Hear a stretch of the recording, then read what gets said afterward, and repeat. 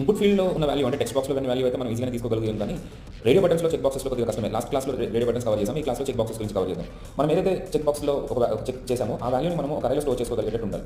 ఇక్కడ వరకు బాగానే ఉంటుంది, కానీ మళ్ళీ మనం అన్చెక్ చేసినప్పుడు ఆ వాల్యూని అరేలోంచి తీసారనమాట, దానికి పెద్ద కష్టం అవుతుంది. సో ఇలాంటి పని చేసినప్పుడు ఇలాంటి చెక్ బాక్సెస్ని హ్యాండిల్ చేయాలంటే ఏం చేయాలంటే ఈ వీడియోలో చూద్దాం.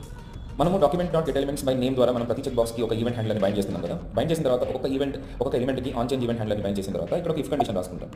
ఏంటంటే ఒకవేళ మనం క్లిక్ చేసిన కనుక చెక్ అంటే చెక్ చేసామా చెక్ చేయలేదని, ఒకసారి ఫస్ట్ టైం చెక్ చేసినప్పుడు చెక్ స్టేటస్ ట్రూ వస్తుంది అనమాట. ఒకవేళ చెక్ అయితే ఆ పర్టికులర్ వాల్యూని మనము సెలెక్టెడ్ కోర్సెస్ అనే అరేలో పుష్ చేస్తున్నాం.